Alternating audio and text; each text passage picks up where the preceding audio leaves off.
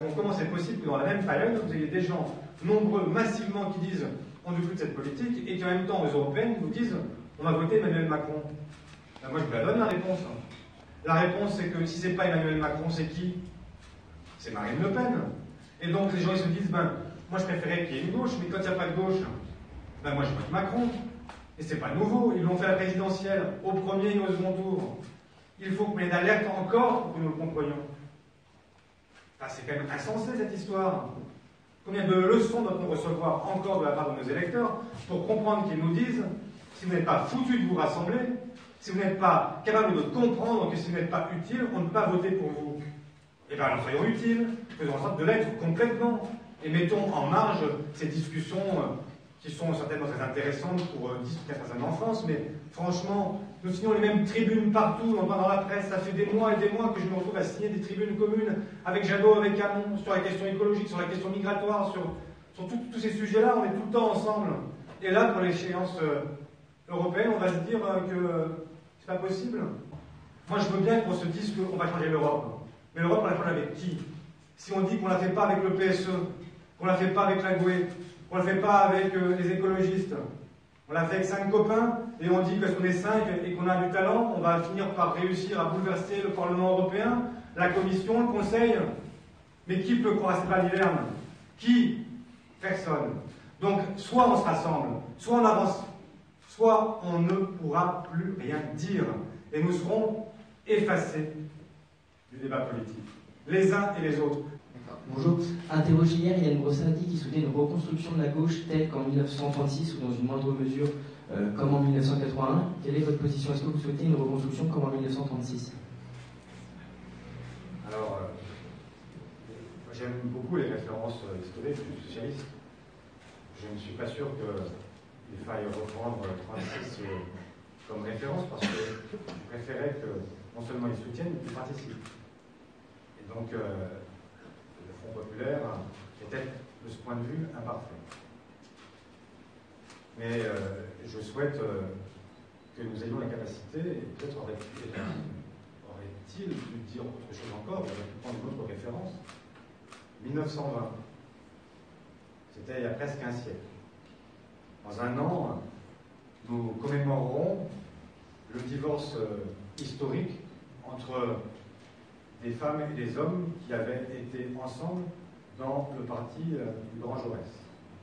Donc la perspective historique que nous devons nous fixer, ce serait peut-être pas d'être dans le même parti, mais de chercher à faire en sorte que le dialogue soit permanent dans nos formations politiques, que nous trouvions, je ne sais pas encore quelle est cette forme, et si je disais aujourd'hui quelque chose, je serais aussitôt démenti par tous mes partenaires, donc chaque chose en son temps. Mais je souhaite faire en sorte, effectivement, que le rassemblement soit possible dans la durée et arriver à faire en sorte que les gens qui nous regardent se disent bon, ils ont enfin compris quelque chose et ils sont prêts à bosser. Voilà, et donc c'est toujours un combat à l'unité. Ça a toujours été. Parfois, l'unité s'est imposée par la force. C'était le fameux axe central qui a imposé à tous les autres. Aujourd'hui, notre défi, c'est de faire sans axe central et de considérer que peut-être que parce qu'il n'y a plus de parti hégémonique, il y a une opportunité pour chacun d'entre nous de penser qu'on peut faire ensemble, sans craindre le partenaire. Il arrive parfois que la faiblesse devienne une force. Qu'est-ce que vous avez à dire aux jeunes qui ne veulent plus voter, des personnes de mon âge, qui ont 20 ans, qui sont dégoûtées de la politique et qui ne veulent plus voter, que ce soit pour le PS, pour l'URN ou l'abstention tout simplement? Je veux d'abord dire que je les comprends et que je ne sais pas si j'avais 20 ans aujourd'hui, si je m'engagerais comme je l'ai fait quand j'en avais 16, il y a maintenant bien longtemps. Et c'est vrai que quand je vois ce paysage dévasté, je ne sais pas aujourd'hui si nous donnons vraiment envie de rejoindre les formations politiques. Alors qu'est-ce que je dirais à ce jeune de 20 ans? Qu'est-ce que je dis à ma fille aînée qui a votre âge? Je lui dis que peut-être que nous ne donnons pas envie. Peut-être que nous sommes en dessous de ce que nous devrions être. mais que chaque génération apporte sa pierre à l'édifice. Et que moi, ce que je souhaite aujourd'hui, c'est faire en sorte que la gauche soit à nouveau le rassemblement de la jeunesse, de la culture, du milieu populaire. Et donc, venez, envahissez-nous. Faites en sorte de venir avec vos combats à vous aussi. Faites en sorte de nous dire quels sont les sujets sur lesquels vous avez envie que la gauche et que la politique s'expriment. Quand nous avons commencé les uns et les autres, il y a beaucoup de sujets qui n'étaient pas encore dans le débat public et que nous avons nous-mêmes portés. Quand je parle à ma fille, je lui dis par exemple que le mariage pour tous est devenu une évidence, enfin, presque pour tout le monde. Il y a des réfractaires. Mais, en tout cas, c'est maintenant la loi. Il y a 30 ans, quand nous discutions avec nos aînés dans ce parti, c'était un sujet qui paraissait lunaire.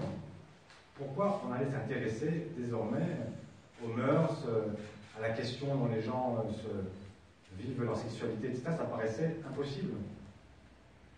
Nous avons parlé d'autres combats, porté ce combat, et il a tenu son aboutissement. C'est pour vous dire que venez avec vos combats, venez avec ce que vous êtes. Pierre Mauroy disait, dans un parti, quand les dégoûtés s'en vont, il ne reste que les dégoûtants. Eh bien, faites en sorte que les dégoûtés le soient moins et prennent la place des dégoûtants. Alors tout d'abord, on a un petit message de la part de Yann Brossa que j'ai interviewé hier, qui vous souhaite une bonne année et qui vous souhaite de faire le bilan des gouvernements de François Hollande. Voilà, il vous souhaite de faire Je lui ai répondu ce matin, le 28 janvier prochain, je tirerai en fait les leçons de l'exercice du pouvoir. Et donc, il aura pleine satisfaction de ce point de vue. Je ne sais pas si c'est d'accord avec ce que je dis, mais en tout cas, il ne pourra pas dire que l'inventaire n'a pas été fait. Vous pouvez nous parler de cet appel que vous voulez lancer à Yannick Jadot et à Benoît Hamon, cet appel que vous avez lancé aujourd'hui? L'appel, il est lancé à toutes les forces de gauche. L'appel consiste à dire simplement que si rien ne se passe, s'il n'y a pas de rassemblement, le 26 mai au soir, la seule alternative crédible au pouvoir actuel, ce sera l'extrême droite. Et le seul rempart face à l'extrême droite, ce sera la République en marche. Et nous aurons une gauche éclatée, divisée, fragmentée, qui risque même l'effacement. Et quelle serait la victoire de Yannick Jadot, de Benoît Hamon, parce qu'ils ont fait 5, parce qu'ils ont fait 4, parce qu'ils ont fait 3, parce qu'ils ont fait 2? Se dire qu'ils ont fait un peu plus que le voisin, c'est dérisoire.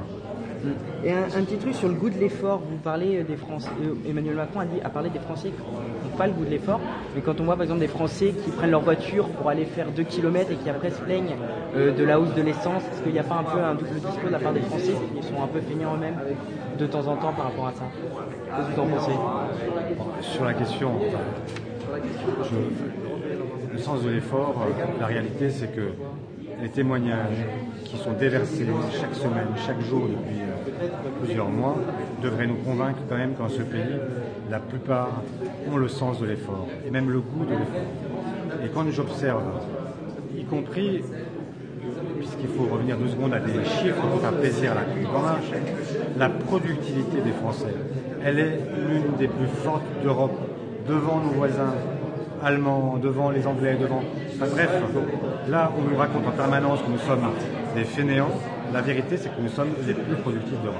Il faut reconnaître qu'il y a quand même quelques Français qui sont un peu blandeurs sur les bords de temps en temps. Ça arrive à tout le monde d'être blandeur, mais il n'empêche que vouloir stigmatiser un peuple entier ou des catégories entières de la population en laissant penser que ces gens-là n'auraient pas le sens de l'effort mais seraient simplement en train de se laisser vivre, c'est à la fois une fake news et en même temps c'est extrêmement déplacé par rapport à ces gens qui ne savent pas comment finir leur mois alors même qu'ils travaillent. Et vous êtes un peu l'outsider désormais des élections européennes. Dans les sondages, vous êtes aux alentours de 6%. Vous êtes même derrière Nicolas Dupont-Aignan alors qu'à la présidentielle vous étiez encore devant. Quel est votre objectif en nombre de sièges à l'Assemblée européenne? Ça, moi, pour l'instant, l'objectif, c'est d'opérer un rassemblement large.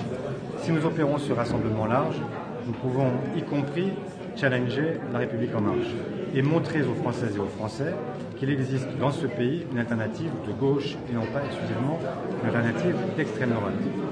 Voilà, c'est l'enjeu. Après, moi je n'ai pas les objectifs à 6%, franchement. Qui peut considérer que ce soit un objectif?